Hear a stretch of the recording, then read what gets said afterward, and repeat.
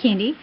Thank you for some of your really innovative comments. I actually was thinking the same thing when I was reading the chapter, wondering whether or not the actual structure of the teams was the most important thing to duplicate, or whether it was more like the ethos of the teams and the spirit of what they were trying to accomplish that was the most important. Specifically, getting other partners involved who might not ordinarily be involved in teams that are looking to improve the culture of schools and of education.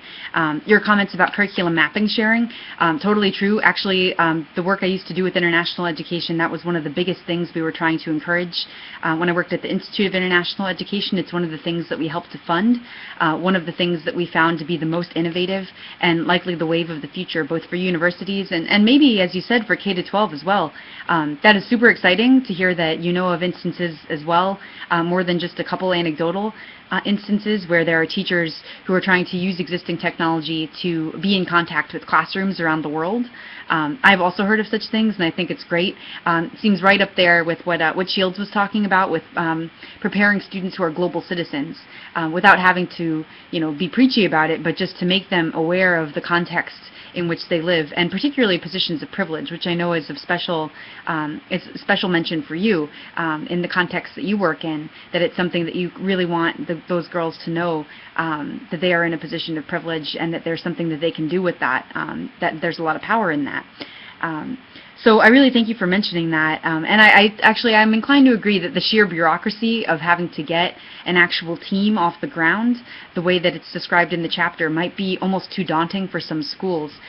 So it made me think of what are, just like you were saying, what are some other examples of ways in which schools at any level are using this kind of concept in order to improve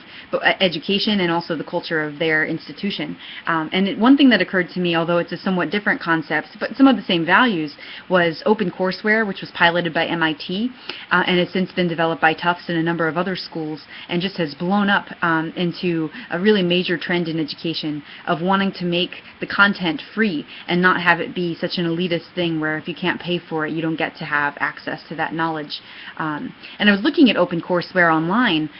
looking at their mission statement, and one of the things they say about it that really resonates with the chapter is that it's a worldwide community of hundreds of higher education institutions and associated organizations committed to advancing open education and its impact on global education. They say, we seek to engender a culture of openness in education to allow everyone, everywhere, to access the education they desire, while providing a shared body of knowledge and best practices that can be drawn upon for innovative and effective approaches. So as far as there being ways to improve practice that are not in the rigid formula of needing to include the inquiry cycle per se, I definitely agree with you. I think there's other ways to incorporate the spirit of that. I'd be curious to hear if other people know of other kinds of projects.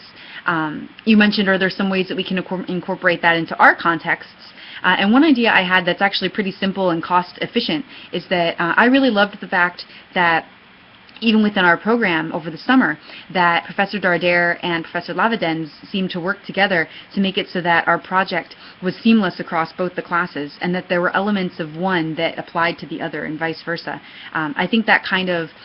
cross-class collaboration of final projects or final papers at the K-12 level would be great, both for helping students to understand interdisciplinary connections and also for getting teachers to collaborate in a way that makes them feel there is some usefulness beyond some kind of forced collaboration, that they can really see the value, as the teachers in the chapter said, of how their work relates to the work of other teachers, either at other grade levels or at least in other disciplines. So again, thank you for your comments. Would love to hear other ideas for that and other people's thoughts in the cohort. Thank you.